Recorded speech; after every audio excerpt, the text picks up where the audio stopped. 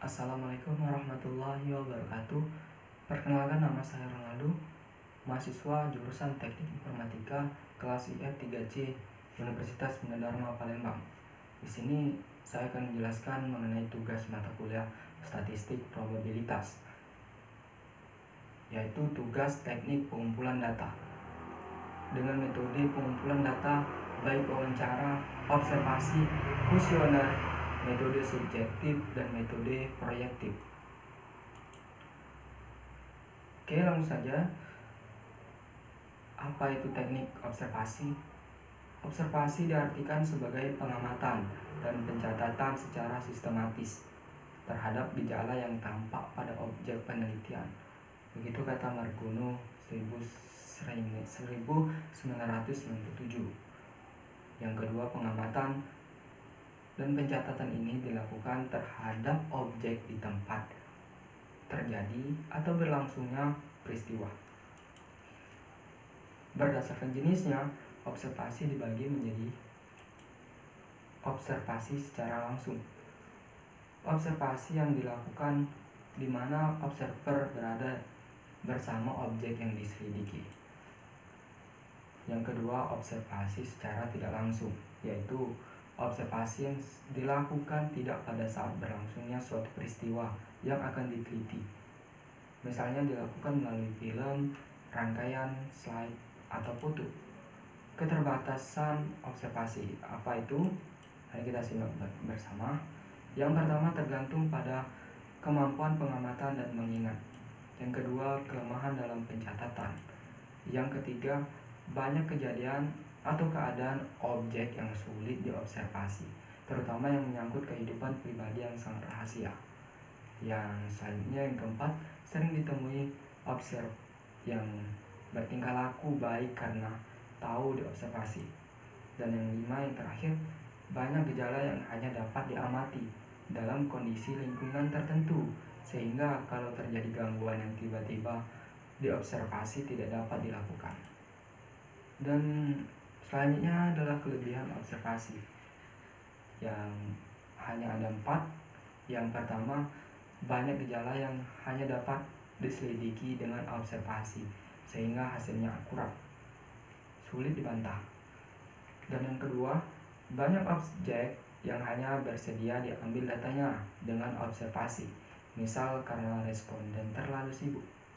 Yang ketiga, kejadian yang serempak dapat diamati dan dicatat secara serempak pula dengan memperbanyak observer. Yang keempat, yang terakhir, banyak kejadian yang dipandang kecil dan tidak dapat ditangkap dengan pengumpul data yang lain. Oke, selanjutnya wawancara atau interview. Apa itu? Yaitu suatu kondisi interaksi dan komunikasi verbal dengan tujuan untuk mendapatkan informasi yang penting yang diinginkan. Merupakan alat pengumpul informasi dengan cara mengajukan pertanyaan secara lisan dan dijawab secara lisan pula melalui kontak langsung dengan tetap muka. Yang selanjutnya jenis wawancara. Wawancara struktur, yaitu pertanyaan dan alternatif jawaban telah ditetapkan lebih dulu. Jawaban lebih mudah dikelompokkan dan dianalisis. Yang kedua, wawancara tak terstruktur, bersifat informal, luwes, disesuaikan dengan subjek dan suasana. Angket atau yang selanjutnya kuesioner, yaitu alat pengumpul informasi dengan cara menyampaikan sejumlah pertanyaan tertulis untuk dijawab secara tertulis oleh responden. Klarifikasi kuesioner. Kuesioner berstruktur, berupa pertanyaan disertai alternatif jawaban. Kuesioner tidak berstruktur, jawaban bebas menurut pendapat responden. Yang selanjutnya, kuesioner kombinasi, berstruktur dan tak berstruktur, memberi alternatif jawaban tapi memberi kebebasan responden untuk menjawab lebih lanjut. Yang terakhir, kuesioner semi terbuka, kuesioner yang memberi kebebasan kemungkinan menjawab selain dari alternatif jawaban yang sudah tersedia. Teknik proyektif, tes dan skala objektif, yaitu teknik pengumpulan data dengan melakukan serangkaian tes kepada objek dan yang diteliti. Contoh teknik ini adalah tes kecerdasan dan bakat, tes kepribadian, tes psikologi, tes kemampuan akademik, dan lain sebagainya. Yang terakhir, metode proyektif.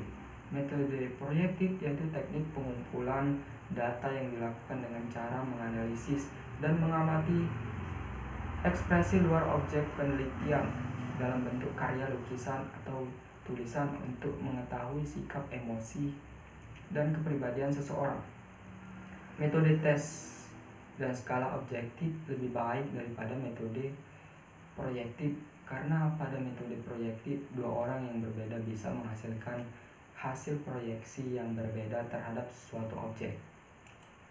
Oke, itu saja yang dapat saya sampaikan. Terima kasih atas waktunya. Terima kasih sudah menonton.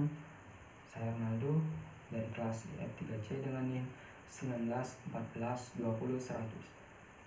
Saya akhiri. Wassalamualaikum warahmatullahi wabarakatuh.